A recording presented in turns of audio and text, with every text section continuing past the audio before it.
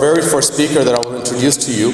And before I introduce, please, as some of you may be taking notes and whatnot, please at least mentally note or on your phone or elsewhere, just make some objectives of what you want to leave this session with, and then how further you will employ the elements that we gain, inshallah, through our knowledge during this session. So our very first speaker is Dr. Jonathan Brown, who is the Al-Walid bin Talal Chair of the Islamic Civilization in the School of Foreign Service at Georgetown University. And he is the director of Al-Walid Talal Center for Muslim Christian Understanding. He received his BA in History from Georgetown University in 2000 and his doctorate in Near Eastern Languages and Civilization from the University of Chicago in 2006. And subhanAllah, if I read the list of publications and the different countries where he's traveled and studied, this is a vast subhanAllah, explorations and education. So may Allah subhanahu wa ta'ala help us to gain from him. So I invite Dr. Jonathan Brown to the podium, please.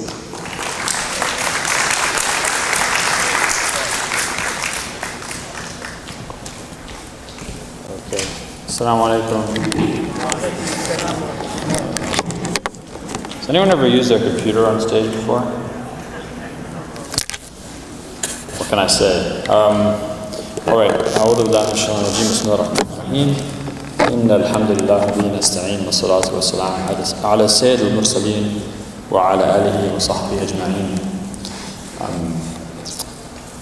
I didn't have time to print out what I was going to write. I think someone died in a room next to mine last night in the hotel. So, what? Yeah, if anyone knows what actually happened, I'd be really curious, because it was a really lot of stuff happening around my room in the morning. So I didn't have time to print out what I was going to write. So I beg your apology for having the computer here. I'm not checking my email or Facebook or anything like that, I assure you. I'd have to have a really kind of incredible level of relaxation in speaking if I were going to do that while talking. So I'm concentrating on speaking to you all. All right. So the subject they asked me to talk about, I'm not joking. I think the description was, please describe how the true meaning of the Quran should be understood, both in its historical context and across history. Which is basically like saying, please explain all of Islamic thought to us. Now, that would be fine if they gave me like 10 minutes, because 10 minutes you can, even big things you can say, believe in God, do good deeds. You could do like a 30-second version. But 30 or 40 minutes, now you have to start getting into details. So it's actually a very hard topic to do. So I tried to do my best.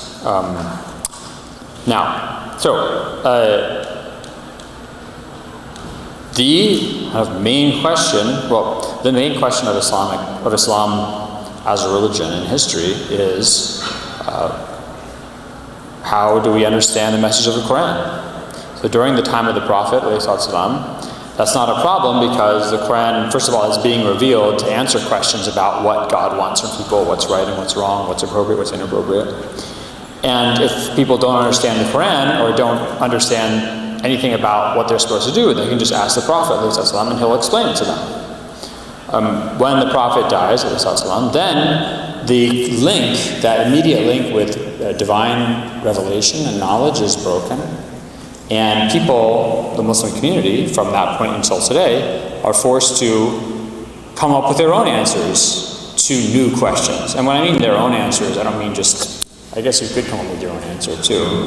But they have to look to those sources that help them best understand what God wants from them. So they look at the Quran, they look at the Sunnah of the Prophet, they look at the precedents of the early Muslim community, they look at the tradition of Muslim scholarship since then, and they look at how Muslim scholars understand the priorities and best interests of the Muslim community, etc., etc. So the Quran is it's a fascinating document. And here I'm kind of talking as a historian, because it's both it's an eternal message, but deposited intimately in one time and place. So the Quran, I mean, it could conceivably just consist of aphorisms like be good to each other, a penny saved is a penny earned, treat others as you would have them treat you, right? It could just be a set of statements that are abstract, completely abstract. And it doesn't matter if they're revealed in China in 500 BC or Greece in 300 AD or something, they would essentially be understood the same way. Now there's elements of the Quran that are like that, of course. But the Quran's also answering questions that are intimately and immediately related to the community of the Prophet. It's like about this battle. What happened? Why did this thing happen in this battle? What should you do if you meet the enemy here? What should you do if someone comes and is raising their voice too loud in a session where the Prophet is speaking? I mean, really almost domestic elements, things about the Prophet's family life. It talks about specific people. Tabbat yada Abi Lahabin, right? That verse is only ever going to talk about Abu Lahab. There's never, I guess there could be another, a guy who named their kid Abu Lahab, and that Abu Lahab could also be a nasty person who might end up in hellfire or something like that. But, I mean, this is a verse, an entire surah almost, that just talks about one person.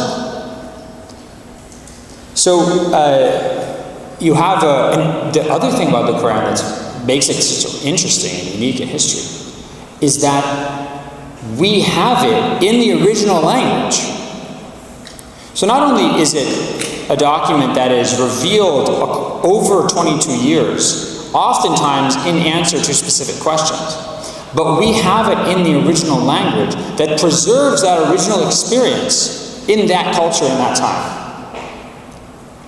Now, the good thing about that is that if you have any doubt about the authenticity of this communication, I mean, we could sit around all day and debate, is the Quran really revelation or not? Okay, some people might believe it is, some people might believe it isn't.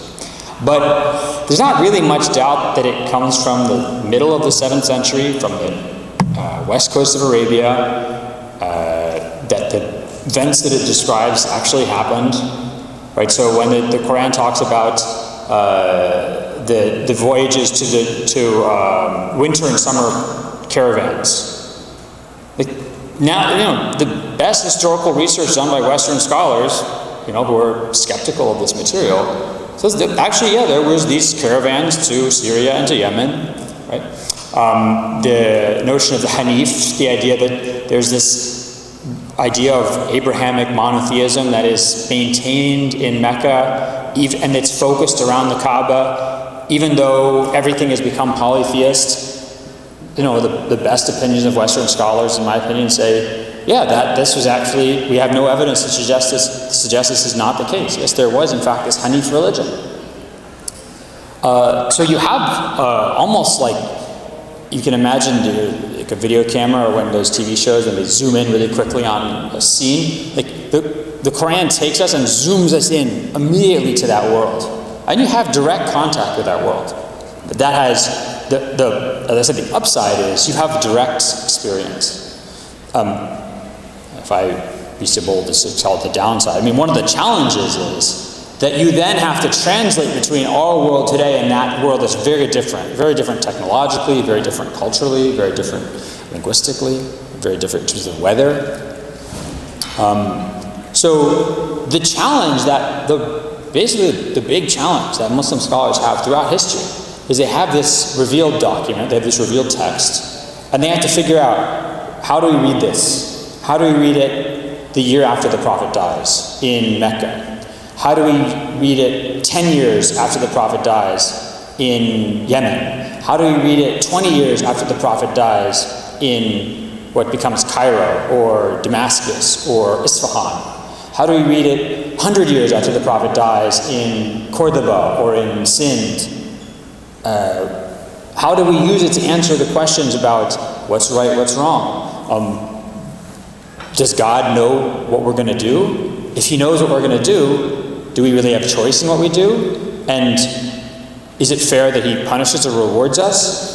Do I have free choice? If I don't, why am I accountable for my actions? If I do, then does God not know what I'm going to do? If Muslims get in these debates, how are they going to answer these questions? Someone comes up to them and say, hey, I found this new plant here, which is probably not actually real. I don't know, I shouldn't judge. Let's pretend it's real. Can I eat this plant? Can I smoke this plant? Muslim scholars have to answer these questions. I have, some guy owes me this money, or we went to this new society where they have different kinds of loans and transactions, and they sell their houses in this way we've never heard of before. Can we do these sales? Is that okay? Muslims have to answer these questions. How do they answer these questions? They look to the Quran. They look to the precedent of the Prophet Muhammad as understood and communicated by hadiths, reports of the things the Prophet said and did. And then of course they get in debates about how do we know these hadiths are authentic or not? Maybe somebody made it up. How do we tell what's real, what's true, what's not true? Maybe the sunnah of the Prophet is communicated by communal practice, the traditions handed down generation to generation by Muslims, back then only 1 or 2 generations. Maybe they do it through a tradition of problem solving, that they look back, the companions who'd spent a long time with the Prophet, like Omar or Ali, are able to answer questions that come up almost like they channel the way the Prophet would think about something. Just like as if when you spend decades with your parents, you end up being kind of copies of them, deal with problems the same way they did. And then those companions teach their students, and those students teach their students, and you have this method of problem solving, of thinking religiously, or thinking morally handed down generation to generation. These are the different kinds of tools that Muslim scholars draw on. But their touchstone is the Quran. Their touchstone is the Quran because it's a guaranteed link to the divine. And if the Quran warns human beings, repeatedly, communities go astray when they start just speculating about the nature of God, when they start speculating about morality in a completely baseless way, when they just start thinking about issues of which human mind cannot have any knowledge without consulting God's revelation. So this is where people go astray. So the Quran and God in the Quran is always calling people back to revelation, and the Prophet's always calling his followers back to his explanation of that revelation. And so they are always going back to these touchstones, but at the same time they know that these touchstones were not revealed in that new place, in Basra in 730, or in Isfahan in 780, or in Marv in 800, or in Nishapur in 850. This is just like a list of cities, but it's interesting. Or in Fez in 1200. They know that the Quran wasn't revealed, or in California in 2018. So they know that there's going to be an act of kind of almost translation, going back to this text. What parts of this text apply all the time? What parts of this text only applied in certain situations? What parts of this text are supposed to apply sometimes in certain situations, but not other times in other situations? Okay, so the Quran is a long way of saying the Quran is the eternal word of God. It's the eternal word of God. So the Sunni position is that the Quran is Sifatun abadiyatun qa'ima bil jawhar wa ma hiya bil jawhar, right? So I hope I'm remembering that correctly. The Quran is an eternal attribute of God. It's an instance of God's eternal speech that is predicated to God's essence, but not part of God's essence. It's really complicated stuff.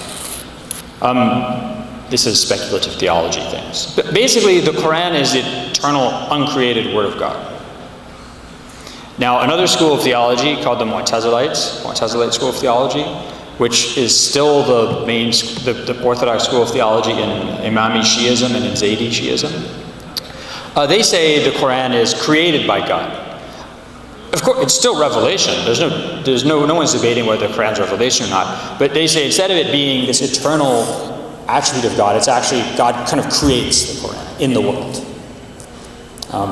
So if you think about this, the Sunni position is very interesting, because what it says is these words that are talking about Abu Lahab, about Zayd, about Yas'alunaka an hadha, right? About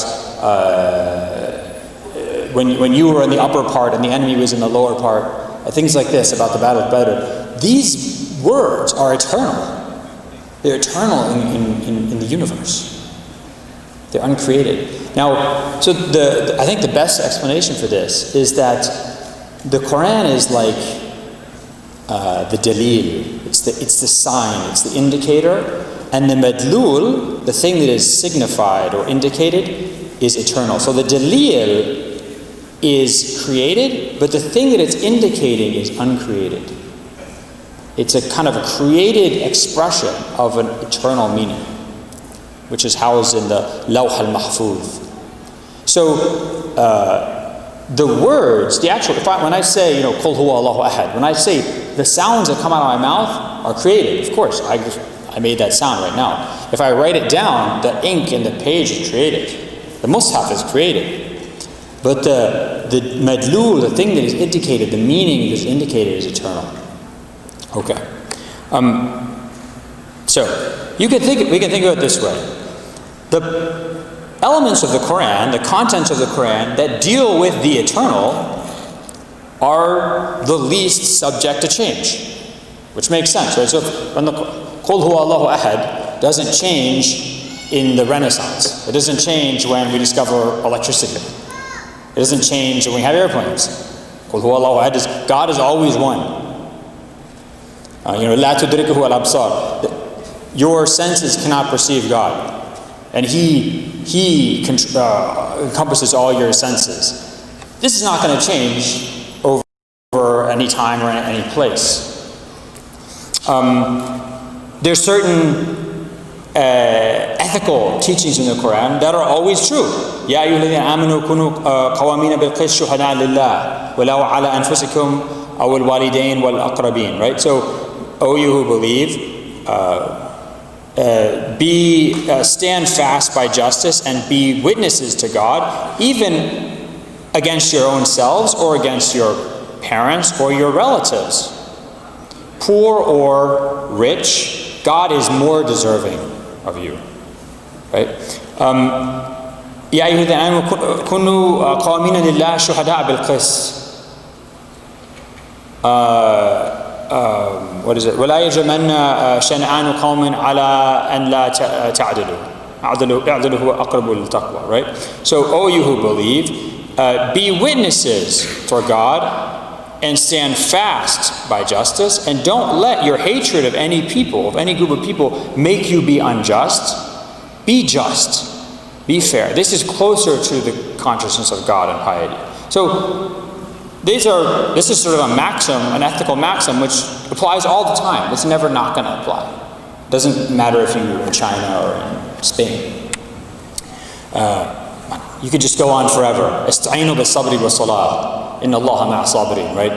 Seek God's help with patience and with prayer, for indeed God is with those who bear patience, who bear adversity with patience.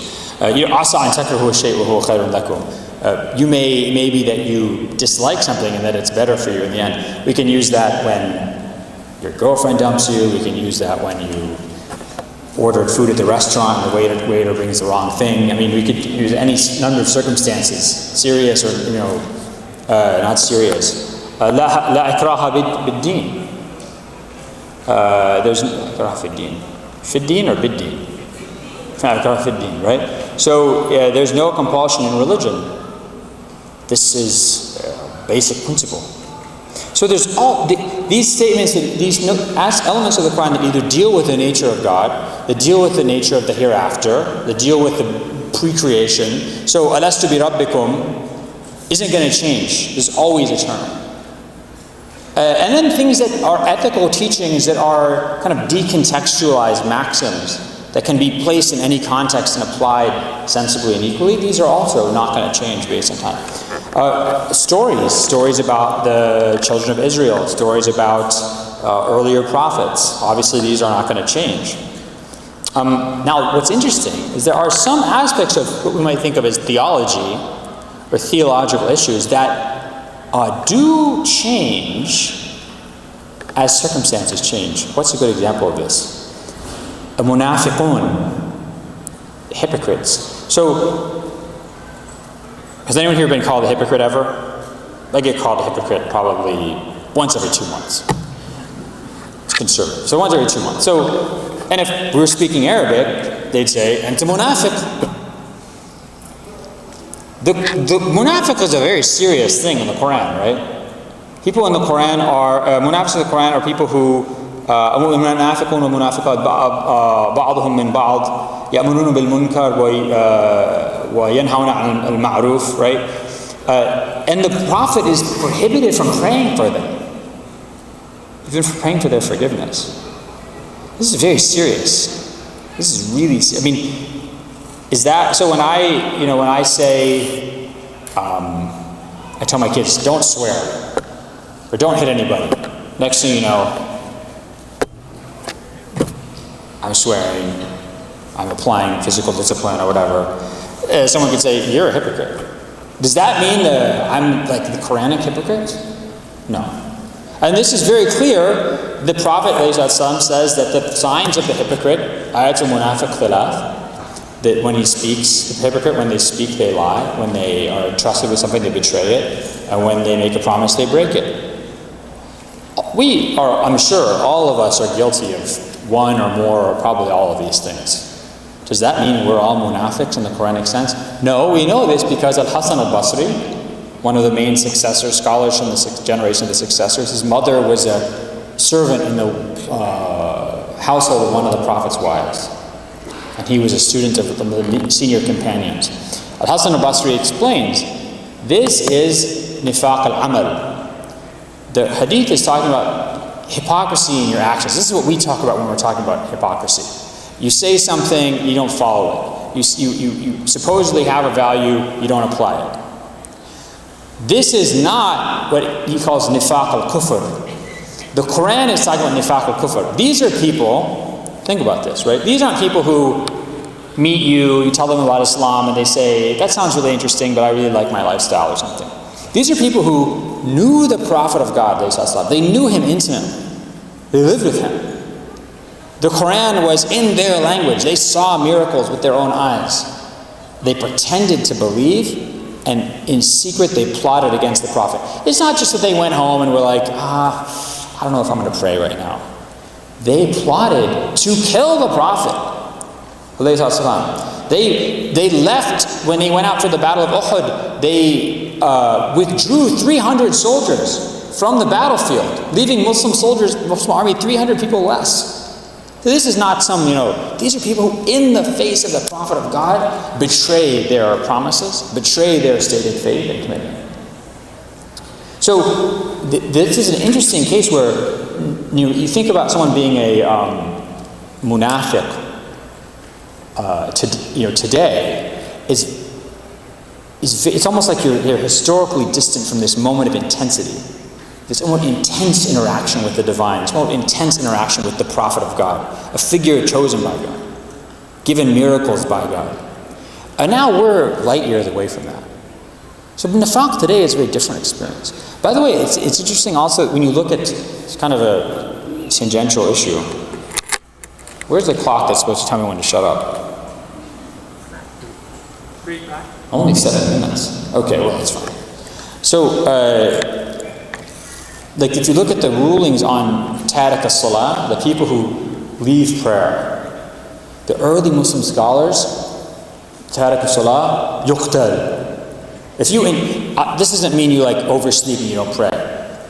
It means you intentionally, someone says, hey, it's time to pray, and you say, no, I'm not going to pray. We're talking about tarik as-salah. So the earliest, Imam Shafi'i, Abu Hanifa, Imam Ahmed, right? The person who does that is executed.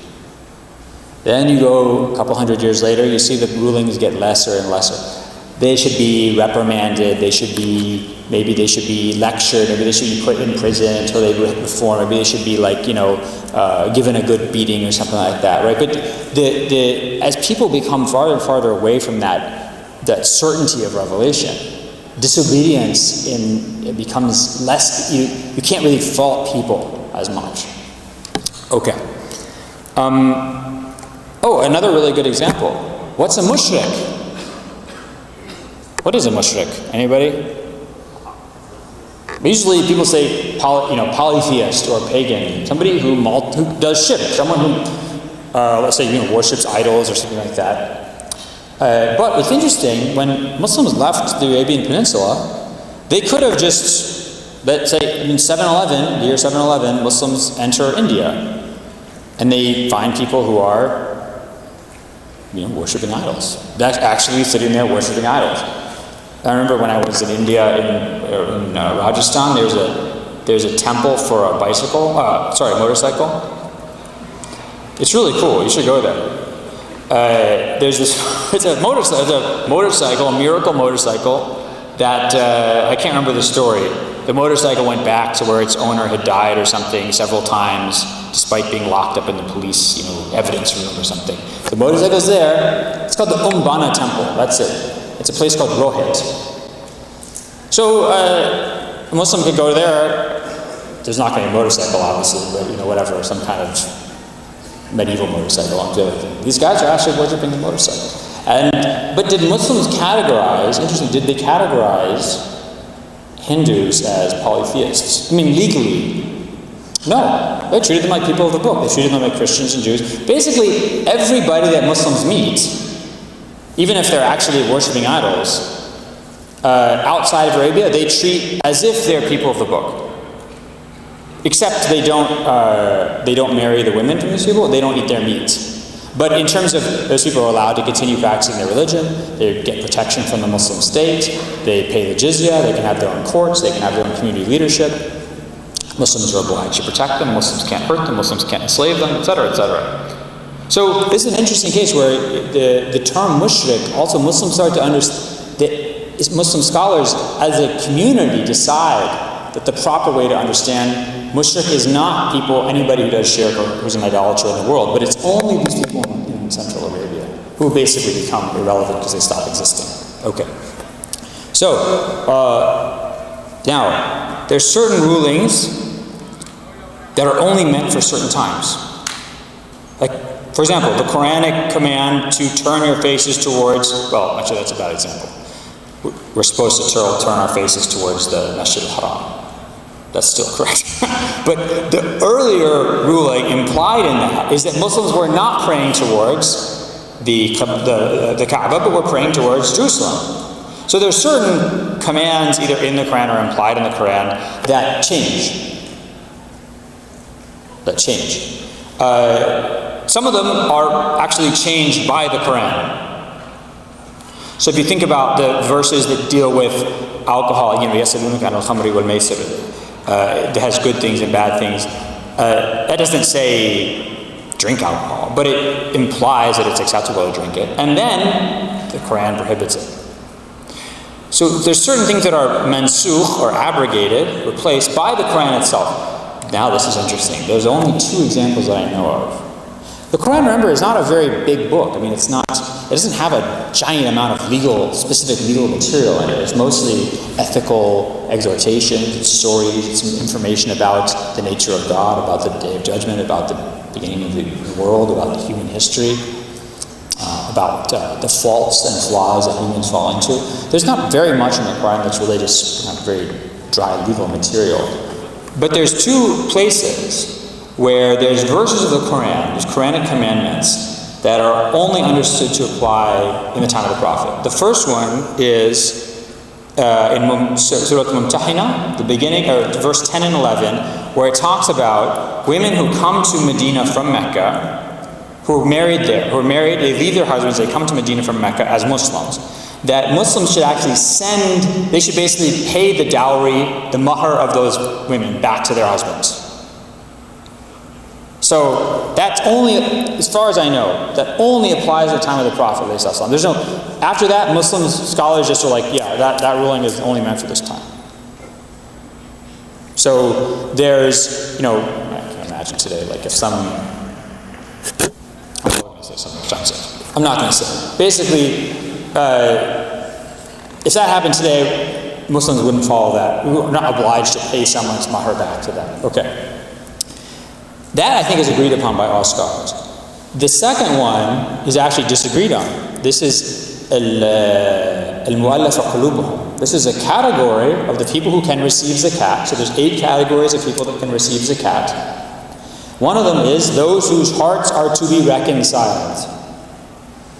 In the 3 of the 4 Sunni schools of law, they say this group is always there. So today, if there's someone who becomes Muslim and is cut off from their family and their community and they don't have any money anymore, no one's doing business with them, no one's coming to their shop, that Muslims can use zakat money to help this person out.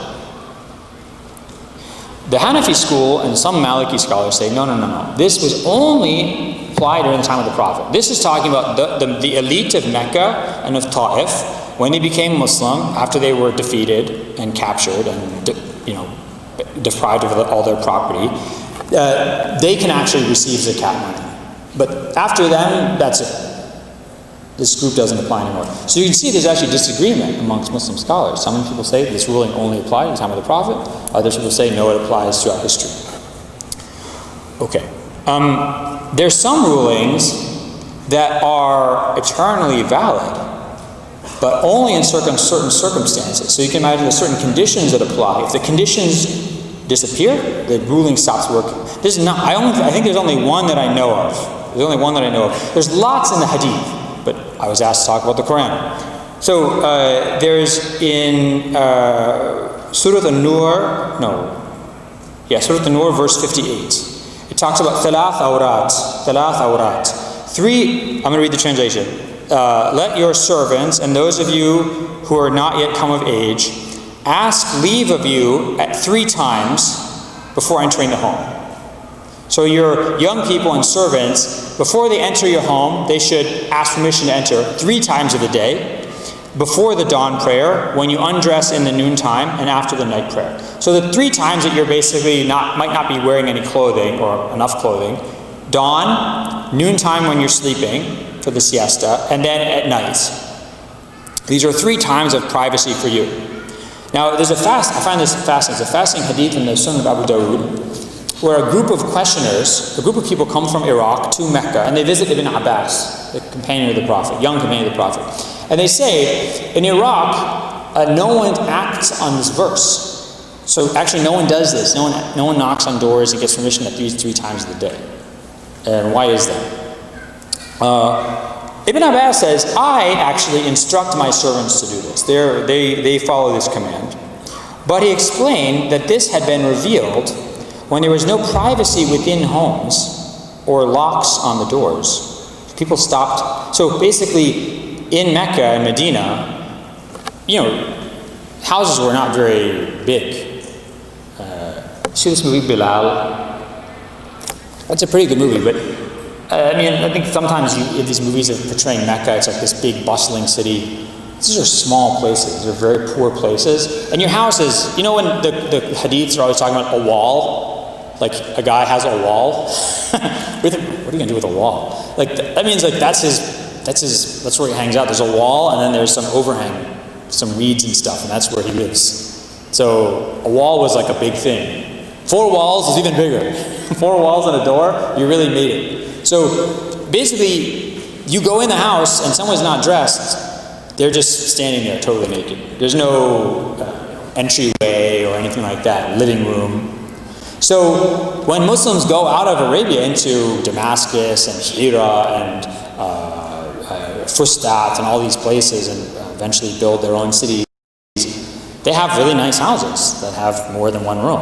And so they don't need this anymore. This problem, the circumstances have changed. So, but here's what the interesting thing. When scholars talk about this verse, they say if the circumstances changed and went back to that situation, the verse would apply again. So if, I don't know, we all go on a camping trip or something like that, we each have a tent, you knock on the door of the tent. Those 3 times. So the verse would then suddenly come back into action. Okay. I think a fascinating example of this is the rulings on slavery. So before, this is very interesting, I just wrote a book on this. Go buy my book when it comes out, Slavery in Islam by One World. Only, I don't know what the price would be. Reasonable. So the Quranic rulings on slavery are not applicable anymore because slavery doesn't exist. And you could say, well, why is that? This is interesting. No society that had slaves, and basically every society had slaves, certainly every civilization had slaves. No society that had slaves abolished slavery until the 1700s. In fact, I would actually go further than this. No society that had slaves even suggested abolishing slavery until the 1700s. Why is that? It was inconceivable to people. It would be like us saying we shouldn't have walking, or we shouldn't have work, or something like that. It wouldn't make sense. If we're all like, imagine 200 years from now, we're all moving around like hoverboards constantly or something like that. Or like that movie, Wall-E, where they all, like the humans are all fat and go around on these lounge chairs and moves around.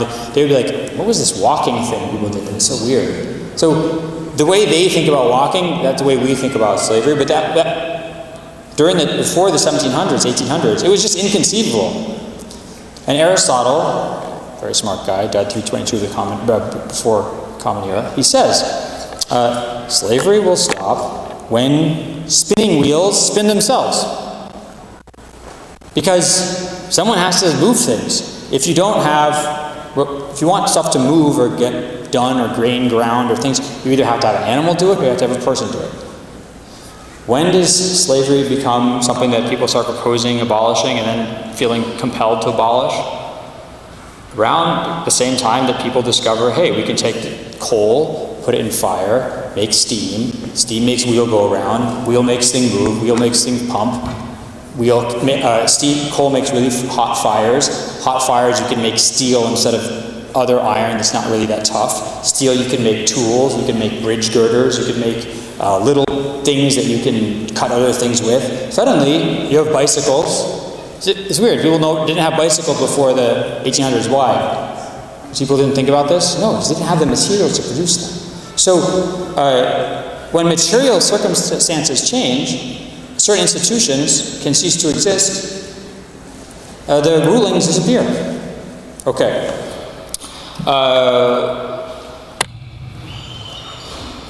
I think I went through all the types, which means I accomplished my talk in slightly over time. Okay, Jazakumullah khair. Hopefully it was useful. If there's anything I said that was wrong, I seek God's forgiveness. And if there's any benefit, I thank God for His blessings. Jazakumullah khair.